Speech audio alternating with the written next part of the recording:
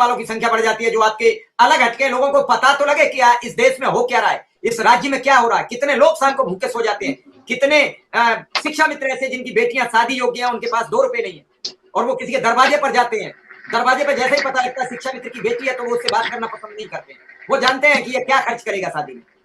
ये मानसिकता पैदा समाज में हो चुकी है। क्या कहोगे आप आसिफ जी? जी कहना मेरा सर ये है कि देखिए जो है आपकी जन सरोकार की जो पत्रकारिता है, अब चूंकि आपको सर ऐसा लगता है दिक्कत तो इसी बात की है कि जो हमारी मुख्य धारा की जो पत्रकारिता है, जो टीवी चैनल्स हैं और जो प्रिंट मीडिया, इलेक्ट्रॉनिक मीडिया, सारी मीडिया है, उसको पता नहीं क्या हो गया है, मतलब अजीबोगरीब है कि लोग मर रहे हैं, अपनी परेशानियों में मुब्तला हैं।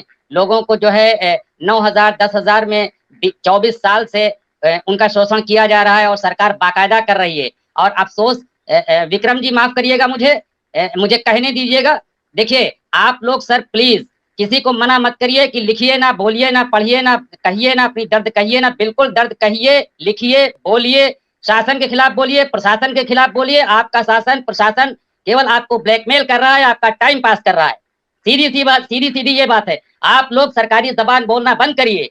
आपकी सरकारी जबान बोलने से कोई फायदा होने वाला नहीं है, अन्वेषक को कोई फायदा होने वाला नहीं है, शिक्षा मित्रों को कोई फायदा होने वाला नहीं है। 24 साल हो गए यही भाषा बोलते बोलते। सारे जितने मेरे नेता हुए हैं केवल बेवकूफ बनाते हैं। मैं ओपनली बिल्कुल ऑन एयर बोल रहा हूँ।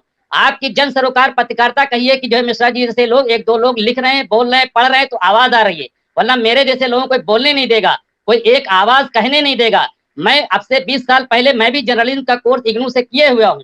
पहले जब मैं कुछ लिख देता था तो वो छप जाया करता था।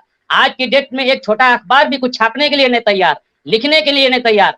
सवाल ये है कि जब सब कुछ अच्छा होता है तो हमारे जो मुख्यमंत्री जी हैं, हमारे प्रधानमंत्री जी हैं, उनको श्रेय जाता है, और जब कुछ खराब होता है तो श्रेय उनको नहीं जाता है। आज मीडिया का क्या हाल है, इलेक्ट्रॉनिक मीडिया क्या हाल है, प्रिंट मीडिया क्या हाल है। जैसे मिश्रा जी बता रहे हैं कि जैसे आज कोई शिक्षा में एक रो दिया, आखिरकार रोएगा नहीं, करेगा क्या? हमारे संघ के लोग, आप बोलते हो बोलो नहीं, लिखो नहीं, टाइप न चलाओ, उंगली न चलाओ, क्या करे? मर जाए, मर तो रहा ही है। आप क्या चाहते हो कि बोले ना? मैं कहता हूं सरेआम सारे शिक्षा मित्र, सारे निर्देशक, आप अपना फ्रस्ट्रेशन निकालिए, लिखिए, बोलिए। हाँ, आप अपनी जबान, लहजा, उस चीज को दुरुस्त रखिए, लेकिन शासन के खिलाफ, प्रशासन के खिलाफ अगर मैं तो कहता हूं कि धरना ताली बजाने वाला नहीं होना चाहिए। धरना ऐसा होना चाहिए कि या तो मुझे जेल भेजिए या मुझे रोजगार दीजिए, बिजली पानी पंखा जीने भर का हमको मूलभूत जो सुविधाएं वो दीजिए। हम लोग वेलफेयर स्टेट में रहते हैं, हम लोग किसी गुलाम मुल्क में नहीं रह रहे हैं, हम इसी देश के नागरिक हैं। 1,72,000 हमारा शिक्षा मित्र था, आज कितना बचा है? आज भी 4 शिक्षा मित्र हमारे अगर अल्लाह को प्यारे हो गए, भगवान को प्यारे हो गए, गॉड को प्यारे हो गए, उसके लिए जिम्मेदार कौन है? हमारा मुख्यमंत्री है।